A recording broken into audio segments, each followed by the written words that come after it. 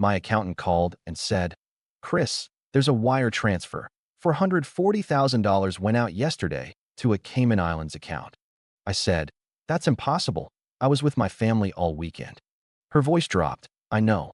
That's why I'm calling you." Then I realized why my sister disappeared for 2 minutes. My name is Chris. I'm 33. Oldest kid, first to move out, first to start a company, the one who always figures it out. That's what my mother says when she's handing me another problem that isn't mine. I'm the guy who fixes Wi-Fi, buys plane tickets, and somehow ends up paying for dinner because the bill lands near me. Entrepreneur is a polite word for I haven't slept since 2019. I build logistics software. I live in a small apartment that looks bigger in photos. I run on black coffee and deadlines. I'm also the family wallet. Not officially. It's just understood. My sister, Dana, is 29. Bright. Charming. She knows everyone at the party before she walks in. She also knows how to tilt a conversation until you feel guilty for breathing too loudly. Her favorite line whenever I say no: "It must be nice to forget where you came from." 2 Sundays ago, we were at my parents' place for my mother's birthday. Kitchen loud with voices. Paper plates under the good cake because my father hates doing dishes. I was cutting slices when Dana leaned against the counter and said it like a joke, but not a joke. "You're late on gifts this year, banker boy." I laughed. "I'm not a banker." She smiled with her eyebrows. "You are when we need you to be."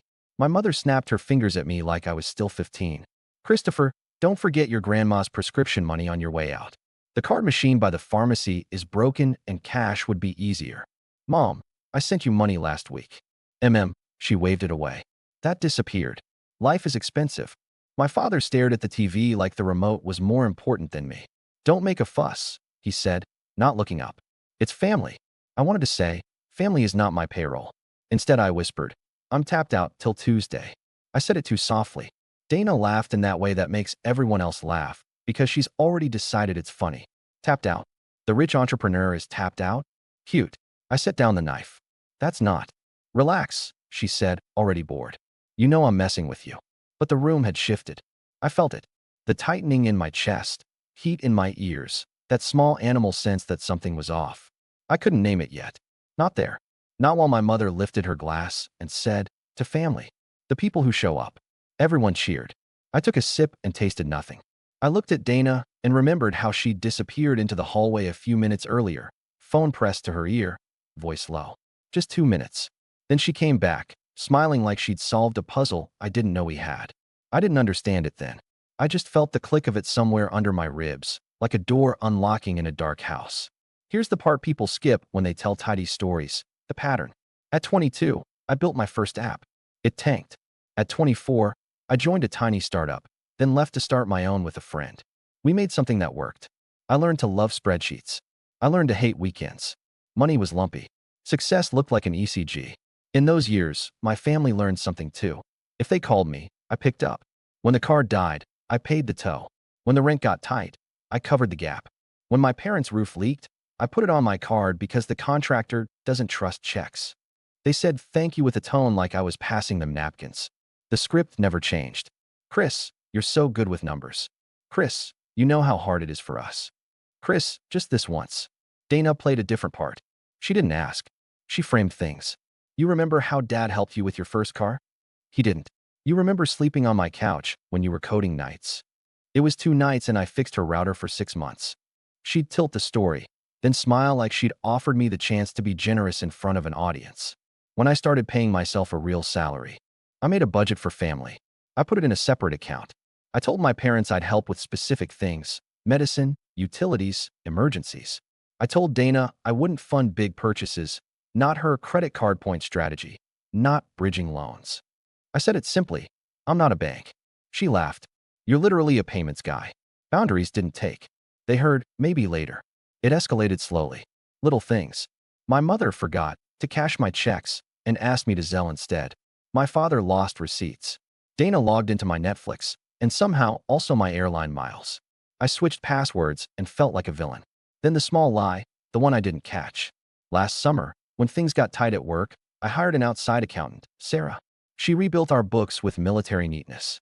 She found a $1,000 subscription we'd been double charged for. I joked that she was my favorite person. She laughed like an older sister I hadn't had. In January, my friend and I closed a Series A. Nothing crazy, but enough to breathe. I told no one except my co-founder and Sarah because I'd learned. Money makes my family weird. I kept my head down. I kept my same apartment. I kept my same shoes with the weird squeak. But news leaks. A cousin posted a photo of me at a co-working space and captioned it King. My mother called and said, so proud. My father said, about time. Dana sent a string of champagne emojis and a link to a watch she'd been meaning to buy eventually. I ignored the link. I sent my mother flowers. I sent Dana nothing. She responded in the group chat with a meme that said, billionaire behavior, and a winking face. That night, she texted me privately. Serious question. I need 20K just for like 2 weeks. Commission clears, and I'll send it back. I typed no and deleted it. I typed a paragraph about boundaries and deleted that too. I wrote, I can do 2K to help cover groceries or utilities, not loans. She didn't answer. The next morning, she posted a story from a rooftop bar. Then the weekend at my mother's birthday, the thing with the 2 minutes in the hallway, and the small click inside me. Monday morning, 8:14 a.m., I was in a Zoom with a client who speaks in bullet points. My phone flashed with Sarah's name. I let it go to voicemail. It rang again. And again. That's not like her. I answered. Her voice was tight. Chris, did you authorize a wire transfer yesterday? Yesterday was Sunday. I know, she said. That's why I'm calling. I switched my laptop audio to mute. How much? A lot. My mouth went dry. How much is a lot? 440. I stared at the ceiling tile above my desk like it could fix me. 1,000. 100, she said. 440,000. Sarah, that's impossible. I was with my family all weekend. I know, she said, and her voice dropped. That's why I'm calling you. I felt the click again. Dana. The 2 minutes. The hallway. I walked to my kitchen because the walls in there feel like a place where true things can be said. Tell me everything. Sarah exhaled. The wire went out from your new high-yield account. Not corporate. Personal. Cayman Bank. The request had your full name, SSN, a PDF of your ID, and a signed letter. I didn't sign anything. I figured. The signature looked traced. I leaned against the counter so hard the wood squeaked. When, Sunday, 1:42 p.m., my brain brought up a photo of my mother blowing out candles at 1:35. It played me the sound of Dana's laugh at 1:38. It showed me my sister stepping into the hall at 1:40 with her phone pressed to her ear. Sarah, I said, can we freeze it? I already called the bank. They flagged it. It's pending final settlement. We have a window. How big? Hours. You have my power of attorney documents. For corporate, not personal. I closed my eyes. Walk me through what you need. She did. I took notes with my left hand because my right hand wouldn't stop shaking. I opened my password manager and changed everything I could think to change. I called the bank, then security, then the fraud line, then back to the bank because the first person pronounced my last name like a question. By noon, the wire was in a holding cell. Not safe. Not gone. Just in the place where money waits to see who cares more. At 12:18, my mother texted, did you make it home okay, honey? At 12:19, Dana texted, are you being weird? You're being weird. I typed, we need to talk, and deleted it. By 12:34, Sarah sent me screenshots.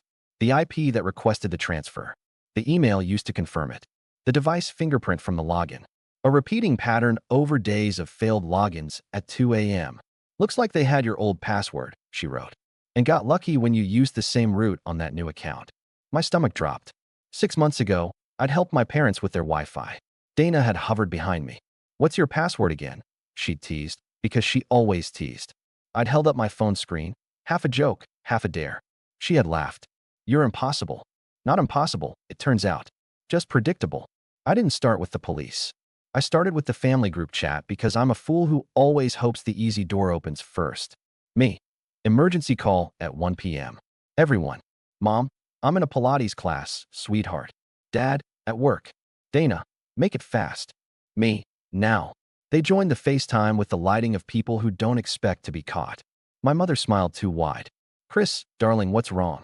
You look pale. I kept my voice flat. Someone tried to steal $440,000 from my personal account yesterday. Silence. My father blinked. My mother's smile took half a second to break. Dana tilted her head like a cat. I shared my screen. This is the wire request. Here's the signature. Here's the Cayman account. Here's the IP. Here's the device ID. Here are the login attempts from our home network name on Saturday night. Here is the authorization email sent from an address created last week with my initials, but wrong birthday. My mother whispered, "Oh my God." I kept going because if I stopped, the room would fill with fog. Here's the photo of my ID attached to the request. It's my ID, but the edges are jagged where someone traced it. Here's the line where they typed my middle name wrong the way only someone who guesses would type it. Dana crossed her arms. So, I said. So someone scammed you, she said, shrugging. You're not special, Chris. Happens to people every day. You should be more careful with your passwords. I didn't blink. Dana, where did you go for 2 minutes yesterday? At 1:40. She rolled her eyes. Bathroom. Your phone was in your right hand in the hallway, I said. You never go to the bathroom without your phone, but you came back with both hands empty. Where'd you set it while you were in the bathroom? She opened her mouth, closed it. You can't be serious. I am, I said, because the request came in at 1:42 and the IP points to our house. The device fingerprint matches your new phone, and the test email to confirm the transfer uses your backup Gmail you only give to delivery drivers. You forgot you used it for a brunch reservation once and replied to Mom from it. It autofills. My mother said my name like a warning. Christopher. Mom. I said without looking away from Dana. I tapped my keyboard. A new window filled the screen. A photo Dana had posted last week. It was a hand holding a cocktail. Her hand. Her nails with tiny white stars on the ring finger. Next to them, her phone case, clear with a sunflower sticker, mirrored in the glass. The reflection showed her lock screen. That dumb, perfect candid of us at the beach when we were kids. The same lock screen in the security log. Are you serious right now? Dana said. Her voice, for the first time, had a hairline crack. I didn't yell. I didn't move. I just said, I froze the wire. If you tell me now, I can decide how this goes. She laughed, but it was the wrong laugh. Decide? You think you get to decide? You walk around with your startup and your little money and act like you're better than us, but you're not. You're a vending machine with feelings. My father finally spoke. Dana. Just her name. Not a scold. A caution. Her chin went up. I did nothing. Then you won't mind the police seeing your phone, I said. And you won't mind me forwarding the bank's fraud team the IP logs, the device ID, and the video from our doorbell yesterday that shows you stepping outside at 1:41 because upstairs is a dead spot for cell service and you needed signal. Her eyes flashed. You went through the doorbell footage? I installed the doorbell, I said. Remember? I fixed things. My mother reached for words and grabbed the wrong ones. Chris, please. We're family. I know, I said. That's why I'm giving you 10 minutes to tell the truth before I send this to people who won't care that we are. Dana's jaw worked like a machine chewing a bolt. She looked at my father. He looked at the floor. She looked at my mother. My mother looked at me. Fine. Dana said finally, and the word hit the room like a dropped plate. Yes. I set it up. I wasn't going to take all of it. It was a bridge. I was going to put it back. She tried to smile. You know how these deals work. What deals? I said, but she was already talking. I met a guy who does private placements. He said short window, guaranteed return. He said if I could get in fast, I'd double it in a week. I just needed seed. I figured you'd say no because you always say no, so. So you stole, I said. She rolled her eyes hard enough to see all of college. It's not stealing if I was going to return it. My mother finally found her voice, small and shaky. We can fix this quietly. We can't, I said. I froze the wire, but the bank filed a suspicious activity report. This is already real. Dana folded her arms again, lips tight. You're ridiculous. No, I said. I'm done. And something in the room snapped shut. The next 12 hours were slow and surgical. First, the bank. I forwarded everything. I authorized the fraud team to contact Sarah. I wrote a statement with timestamps. I included the doorbell video. I signed it digitally. I didn't look at my name in the signature because it felt like someone else's. Then I called a lawyer. He answered on the second ring and told me 2 things I didn't want to hear. Report it to the police now, and stop talking to your family until you have counsel on every call. I wrote both on a sticky note and taped it to my monitor because grief makes me forget simple sentences. At 3:06 p.m., I filed a police report. The officer on the phone asked questions like a metronome. I answered them like a person translating their own life into past tense. At 3:48 p.m., the bank confirmed the wire was reversed into a holding account pending investigation. The money wasn't back. It was visible. It would be released when the case closed. Corporate words for, not gone. At 4:22 p.m., Dana texted me directly. You're destroying my life. Call off the dogs. 5 minutes later, I didn't mean it like that. 10 minutes later, you've always wanted to embarrass me. Then, fine. Do what you want. I didn't reply. At 6:01 p.m., my mother called from the house phone like it was 1998. I let it go to voicemail. Then she sent a flurry of texts, each one like a different season. Honey, I'm sure this is a misunderstanding. Your sister is in tears. We are your parents. You owe us kindness. Don't do this to us. We raised you. We sacrificed. Remember who helped you when you had nothing. We can make this go away. Call me now. I read them in order and felt my lungs get small. I put my phone face down and washed the same cup twice. At 8:30 p.m., Sarah called. The bank liaison said your documentation is the cleanest they've seen. That helps. Also, you need to file an FTC identity theft affidavit. Now, I filed it. I scheduled fraud alerts with all 3 bureaus. I thought about how adult chores are just whether you stand in because no one else can. At 10:14 p.m., a new text from my father. 3 sentences. Don't press charges. She's your sister. We'll figure out a repayment plan. I stared at the word plan until it lost its meaning. I typed no and deleted it. I typed, you should have told her no before she needed a felony, and deleted it. I typed nothing and slept on the floor because my bed felt too kind. Morning made things sharper, not easier. The lawyer called at 8 and said, they'll try to make you feel crazy. Don't negotiate via text. Don't go to their house. Don't meet alone. If they call, let it record. He paused. You okay? No, I said, but I'm not going to die. He said, that's enough for today. Around noon, my phone lit with Dana's name. I answered because I wanted to hear the version of the story she tells herself. Are you happy? She said, voice flat. No. You ruined my life. You tried to empty mine. It was alone, she said, and the word cracked in the middle. I didn't agree to it. She exhaled into the phone like she could fog the truth. You were never going to help me. You like this. You like being the martyr. I closed my eyes. I like building things. I like sleeping at night. You think you're better than us. I think I'm allowed to own my money and my choices, I said. I think I'm allowed to not be stolen from by someone who knows my childhood phone number. Silence. Then that tiny voice I remember from when we were kids, and she needed me to check the closet for monsters. I panicked, she said. I'm in deep. I thought I could fix it fast. With fraud, I said softly. Don't call it that, she snapped, voice back to steel. You always make everything sound worse. Because it is worse, I didn't say. Because it's true. That night, I wrote an email to my parents. Short.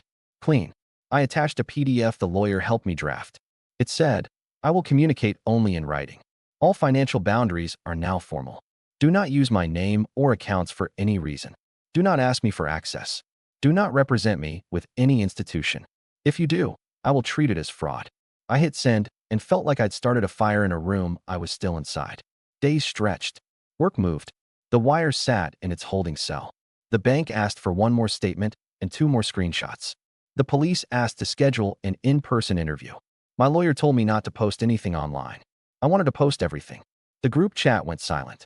Then it roared. An aunt wrote, family is messy. Forgive. A cousin wrote, I heard there was a misunderstanding. A neighbor I barely know texted, we love Dana.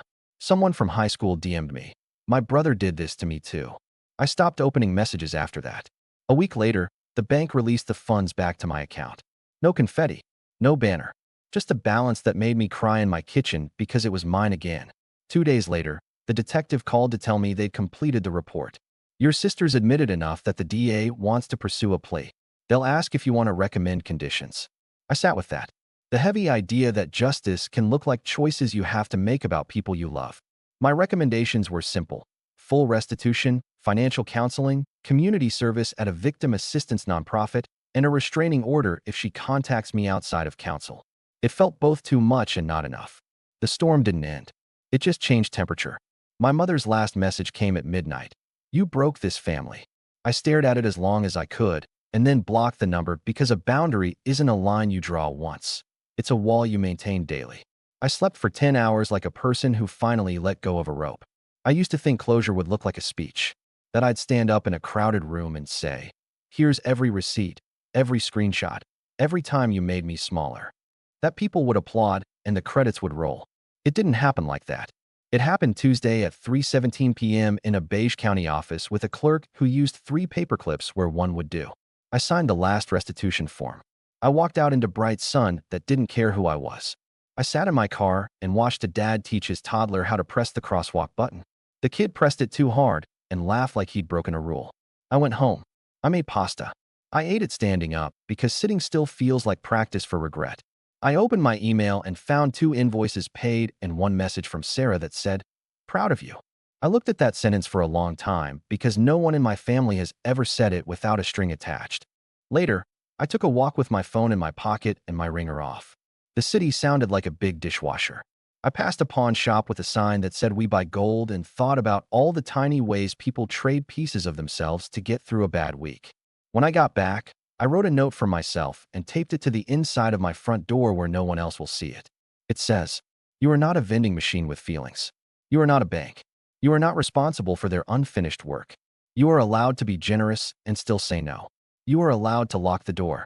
I keep thinking about the 2 minutes Dana disappeared at my mother's party. How small the action was. How casual. How it was enough to almost rearrange my life. And I think about the other 2 minutes. The ones I took before I called the bank. The ones where I stood in my kitchen and let the truth land in my bones. The moment I understood that love without boundaries is just an open tab at a bar where no one knows your name. Sarah called today to close the loop. "Everything reconciled," she said. "You good?" "No," I said, then corrected it because truth is work. "I'm getting there." She laughed softly. "That counts." I don't know if my family will ever forgive me for choosing not to be used. I don't know if Dana will do the counseling seriously or if my parents will ever say the word steal out loud. I do know this. My accounts are mine. My days are mine. My story is mine. Next time someone in my family asks for something that costs me more than money, I'll say no and let it hang there. Not cruel, just clean. I used to think the opposite of love was anger. Turns out, sometimes it's peace. And that's what I wanted all along.